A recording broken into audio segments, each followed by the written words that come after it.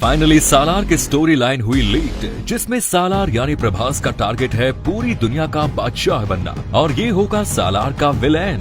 KGF star Rocky भाई को भी देखने को मिलेगा सालार के इस सीज फायर में। डायरेक्टर प्रशांत नील ने लिया बड़ा फैसला और ये सुपरस्टार का कैमियो देखने को मिलेगा मूवी में। जुलाई के पहले हफ्ते सालार का टीजर लॉन्च होने के बाद से ही हर तरफ खलबली सी मच गई है। इस मूवी के 1 मिनट 46 सेकंड के इस टीजर को देखने के बाद हर कोई केजीएफ सीरीज से इस फिल्म का कनेक्शन जोड़ रहा है, क्योंकि ये फिल्म केजीएफ सीरीज के डायरेक्टर प्रशांत नील ने डायरेक्ट की है। सुनने में आ रहा है कि अगस्त के पहले हफ्ते में ही इसका फाइनल ट्रेलर रिलीज हो जाएगा, जो और भी ज्यादा धमाकेदार होने वाला है। अब इसी बीच मूवी की स्टोरी लाइन भी हो गई है लीक, जिसमें रिबेल स्टार प्रभास को एक एंटी हीरो का किरदार निभाते हुए देखा जाएगा, जो कोई और नहीं केजीएफ चैप्टर 2 में रॉकी भाई का बहुत ही शानदार वफादार छोटा सा लड़का फरमान है, जिसे अधीरा ने मार दिया था, पर उसका लास्ट चैप्टर 2 में ट्रिक के साथ छुपाया गया है। दरअसल सालार के टीजर में दिखाया गया है कि ये वर्ड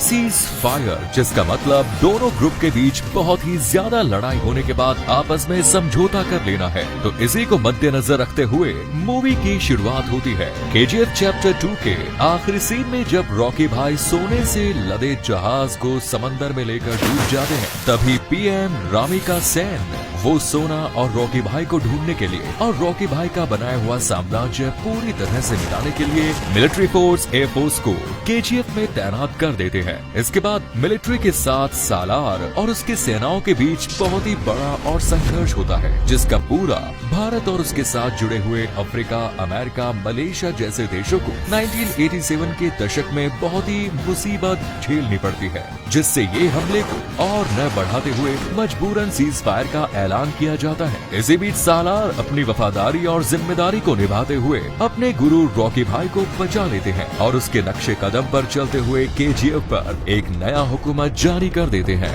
जिसका नया राजा तो सबके सामने सालार ही होता है, पर इसके पीछे शतरंज का खिलाड़ी कोई और नहीं बल्कि रॉकी भाई ही होते हैं। और इस मूवी में पृथ्वीराज सुकुमारन, जगपति बाबू जैसे महान कलाकार को विलेन के रोल में सालार के खिलाफ खड़े होने की खबर भी सुनने को मिल रही है। पृथ्वीराज सुकुमारन को सालार मूवी में एक डायमंड माइन का मालिक के रूप में दिखाया गया है, जिसे सालार के दोबारा केजीएफ में राज करने की खबर मिलते ही वो हाथ धोकर सालार के पीछे हो जाता है और किसी न किसी बहाने सालार को मिटा के केजीएफ को पूरी तरह से दखल कर लेना चाहता है, जिससे बहुत ज्यादा पॉलिटिकल सपोर्ट भी मिलता है और अपने गैंग से केजीएफ पर हमला कर देता है, जिससे सालार और पृथ्वीराज सुकुमारन के बीच की लड़ाई चल जाती है और आखिर में सालार के हाथों उसका विनाश हो जाता है। सालार मूवी में सबसे बड़ा सवाल ये है कि प्रभास के साथ इसकी हीरोइन कौन होगी। दरअसल सालार की कास्ट को देखा जाए तो वो साउथ की सबसे खूबसूरत एक्ट्रेस में से एक है, जिसे मेकर्स द्वारा एकदम छुपाया जा रहा है,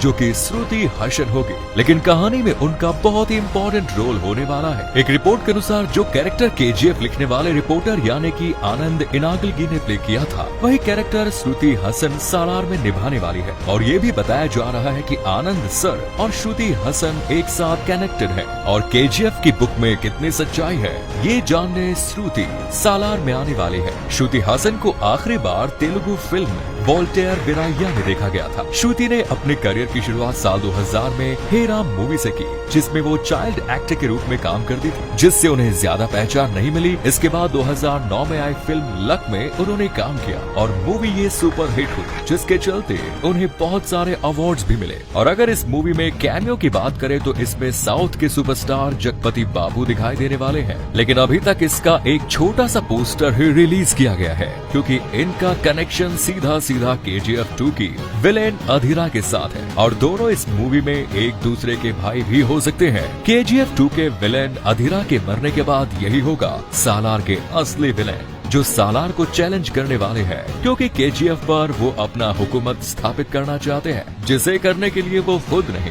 बल्कि किसी और को भेजने वाले हैं, जो असल में जूनियर एनटीआर होंगे। वो असल में जगपति बाबू का बेटा होने वाला है, जो सालार के इस पार्ट में नहीं दिखाया जाएगा, लेकिन इसका नाम लेकर सभी को डराया जाएगा, जैसा केजीएफ में अधीरा का नाम लेकर डराया गया। कुछ ऐसा ही सालार में भी दिखाई देने वाला है। डायरेक्टर प्रशांत नील द्वारा जूनियर एनटीआर को को शायद पार्ट 1 में दिखाया न जाए, मगर जगपति बाबू को जरूर इस पार्ट में दिखाया जाएगा, क्योंकि कास्टिंग को देखा जाए तो इसमें जगपति का नाम शामिल है। और ऐसे ही एक और सवाल जो कि KGF 3 और सालार में कौन सबसे ज्यादा बेहतर होगा, इस बात पर अभी से बहस छिड़ गई है। KGF के पार्ट 1 और 2 का टोटल बजट था 180 करोड़ और अगर इसकी पार्ट 3 की बात की जाए तो इसका बजट लगभग 1000 करोड़ रखा गया है। वहीं दूसरी तरफ सालार का पहले पार्ट का बजट को देखा जाए तो उसका बजट लगभग 250 करोड़ रखा गया है। और इन दोनों फिल्मों में काम करने वाली एक्टर और एक्ट्रेस की फीस की बात करें तो यश KGF 3 के लिए 70 करोड़ चार्ज कर रहे हैं। दूसरी तरफ सालार के लिए प्रभास ने 100 करोड़ की मोटी फीस ली है।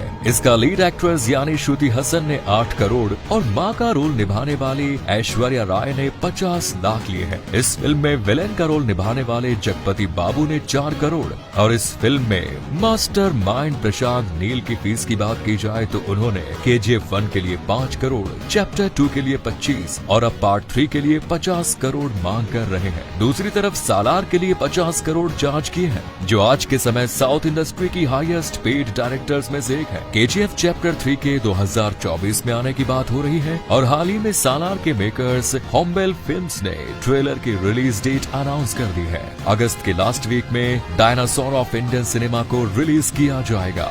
ये भी लिखा हुआ था कि तैयार हो जाओ, बहुत बड़ा कुछ होने वाला है और हमें ये वाला सीन बहुत ही जल्द देखने को मिलेगा। Rocky the monster versus Prabhas the Salaar, इन दोनों फिल्मों की कहानी ही बहुत ज्यादा दमदार होने वाली है। इनमें से कौन सी फिल्म बॉक्स ऑफिस पर बाजी मारेगी, हमें कमेंट्स में जरूर बताएं। पर सालार का प्रभास अपने कैरेक्टर को कैसे बखूबी निभाते हुए इन सभी विलेन से निपटते हैं और पूरी दुनिया में अपना एक नया हुकूमत बनाने वाले हैं, ये तो सितंबर 28 को मूवी थिएटर में आने के बाद ही पता चलेगा।